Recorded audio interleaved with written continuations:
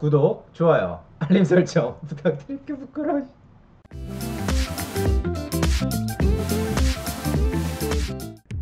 안녕하세요. 치과TV의 치과의사 전문의 L2치과 대표원장 최선우입니다. 오늘은 임플란트 종류 그리고 디지털 내비게이션 임플란트에 대해서 여러분들께 말씀을 드리려고 해요. 환자분들도 그렇고 지인들로부터 야, 임플란트 뭐가 제일 좋아? 어떤 거 쓰면 돼? 이런 질문을 굉장히 많이 받습니다. 임플란트라고 하는 게 회사들이 굉장히 많거든요. 어떤 임플란트를 선택을 해야 나한테 잘 맞는 것인지 굉장히 고민하시고 궁금해하시는 부분인데요. 저는 모땡땡 임플란트로 해주세요. 저는 디지털 내비게이션 임플란트를 하고 싶습니다. 마음의 결정을 이미 내리고 오신 분들이 있어요. 인터넷이나 유튜브를 통해서 굉장히 많은 의료 정보들이 돌아다니다 보니까 이런 일들이 점점 발생을 하게 되는 것 같은데요. 임플란트의 종류 그리고 임플란트 수술 방식에 대해서는 사실 치과 의사가 진단을 해서 결정하는 것이 맞겠죠. 치료 과정이나 제품의 선택, 치료 방법 이런 것들은 치과 의사 개개인의 철학이라든지 신념 그리고 선호도 그런 것들이 반영이 많이 돼요. 이러한 것들이 다 근거가 있는 거거든요. 저 같은 경우에는 임플란트를 조금은 짧은 거를 선호하는 편이에요. 치주과로 임플란트를 전공을 하다 보니까 임플란트가 망가진 케이스를 너무 많이 봤어요. 어느 수준 이상으로 임플란트가 망가졌을 때 제거하기 쉬운 그런 것들까지 생각을 해서 짧은 임플란트를 선호하는 편인데, 긴 임플란트를 선호하시는 분들은 최대한 잇몸뼈에 튼튼하게 붙어 있어야 생각하시는 분들도 있어요. 그래서 가장 좋은 치료 결과를 위해서는 치과 의사의 신념과 철학에 맞는 제품과 수술 방식을 선택하는 것이 가장 좋은 치료 결과를 낳는 지름길이 될 거예요. 국산, 외상 가리지 않고 정말 많은 회사들이 존재해요. 국내에는 오스템, 덴티움, 네오바이오텍, 덴티스, 메가젠, 제가 지금 그냥 생각나는 것만 해도 이 정도고요. 외산 임플란트라고 하면은 트라우마 임플란트, 아스트라, 자이브, 노벨바이오케어, 굉장히 많은 임플란트 회사들이 존재를 해요. 그런데 저 같은 경우에도 이런 임플란트를 몇 년 지났을 때 어떤 상태인지 다 알지는 못해요. 이제 연구된 논문이라든지 치과 의사들의 경험이나 공유하면서 개인의 신념에 맞게 선택을 하게 되는데요. 의료 시장에서 사용되는 제품들은 오래 사용된 제품이 가장 좋다라고 생각을 합니다. 우리가 핸드폰을 사면은 갤럭시 S20 이런 것들은 예전에 비해서 굉장히 성능도 발전하고 좋죠. 실제로 신제품이 좋아요. 그런데 의료 시장에서 사용되는 제품들은 신제품이 항상 좋다, 그렇게 절대 말하지 못해요. 저는 의료 장비나 기구를 선택할 때 있어서 굉장히 보수적으로 접근하는 편입니다. 최소 10년 이상은 사용돼서 문제가 없다라는 게 어느 정도 검증이 되었을 때 저는 그 제품이 안심하고 사용할 수 있는 제품이라고 생각을 해요. 새로 나온 제품도 좋지만은 지금까지 임플란트 나온 것도 충분히 좋아요. 더 이상 막 좋을 필요는 없거든요. 그러니까 신제품을 찾기보다는 이미 오랜 기간 사용이 돼서 어느 정도 검증이 된 제품을 사용하는 게 필요하겠다 라고 말씀을 드리고 싶습니다. 그리고 유명한 제품, 많이들 사용하는 제품을 사용하는 것도 굉장히 좋아요. 이러한 것들은 부품 수급의 문제와도 관련이 있어요. 저희 병원에 내원해 주신 저의 어머니 친구분이에요. 예전에 제가 처음으로 들어보는 임플란트를 어떤 병원에서 심으셨더라고요. 치료 결과 자체는 좋아요. 도철적인 문제가 있어서 수리를 하려고 하는데 제가 부품을 구할 수가 없어요. 그러다 보니까 치료를 이어가는 데 있어서 굉장히 어려운 점들이 있거든요. 우리나라에서도 없어진 자동차 회사가 있을 거예요. 거기서 만들어진 차들 다들 잘 타고 다니셨고 아직도 돌아다니는 것들이 있을 거예요. 그런데 정비를 맡길 때 그 회사 제품을 구하기가 어려워지면 나중에 관리하기가 너무나도 힘들잖아요. 이러한 측면을 생각을 해서 임플란트를 선택하는 것도 굉장히 중요한 부분이라고 말씀을 드리고 싶습니다. 저는 국내에서 가장 많이 사용하는 임플란트 그리고 세계에서 가장 오랫동안 많이 사용된 임플란트만을 사용을 하고 있어요. 국내에서 나온 임플란트들은 이제 어느 정도 상향 평준화가 돼가지고 사용하는데 크게 무리가 없다라고 생각을 합니다.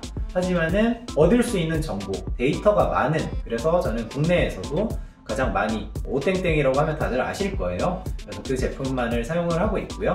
외국산 제품 같은 경우에는 임플란트 회사 중에 제일 유명하고 세계적으로 제일 큰 회사입니다. 그러한 임플란트가 사실 굉장히 비싸요. 저도 이 병원을 운영을 하면서 이거 너무 비싸가지고 놓는 게 맞을까 싶으면서도 내 아는 사람들은 이거 심어주자, 그런 생각으로 했고, 저같이 치과를 운영하는 사람들이 제가 사용하는 그 제품을 들여놨다 라고 하면 거의 다 비슷한 마음으로 들여놨습니다. 저희가 적어도 의료시장에서 사용되는 제품들은 신제품보다는 오래 사용된 클래식한 제품들이 가장 좋다라는 것을 말씀을 꼭 드리고 싶습니다.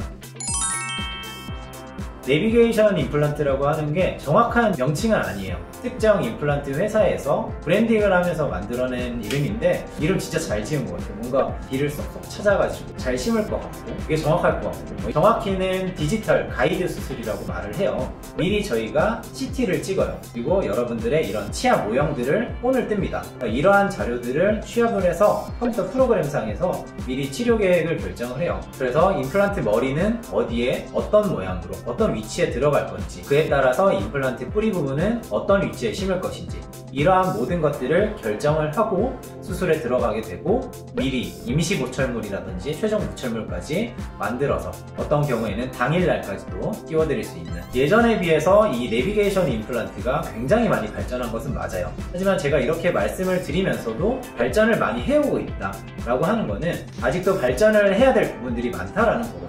그래서 지금 꼭 말씀드리고 싶은 점은 디지털 내비게이션 임플란트가 만능은 아니다, 여기서 한번 짚고 넘어가고 싶어요. 여러 가지 자료들을 먼저 저희가 체득을 한 다음에 그것을 통해서 미리 수술 계획을 하기 때문에 정확한 위치에 임플란트를 심을 수 있다는 게 장점일 거예요. 이전 영상에서 임플란트 치료 기간은 제가 대략 반년 정도 예상을 하시면 좋을 것 같다라고 말씀드렸는데, 상황에 따라서 적절하게 치료 계획이 수립된다라면은 임플란트를 심는 날 머리까지 올리면서 마무리를 할 수 있는 그러한 시스템이 되겠습니다. 우리가 수술을 할 수 있는 길을 미리 예측을 하고 설계를 해서 들어가기 때문에 수술 시간 자체가 굉장히 단축된다라는 장점이 있어요. 수술 시간이 단축이 되면은 환자분들이 느끼는 통증이라든지 불편감들이 크게 감소를 할 수밖에 없습니다. 디지털 내비게이션 임플란트의 장점에 대해서 말씀드렸는데,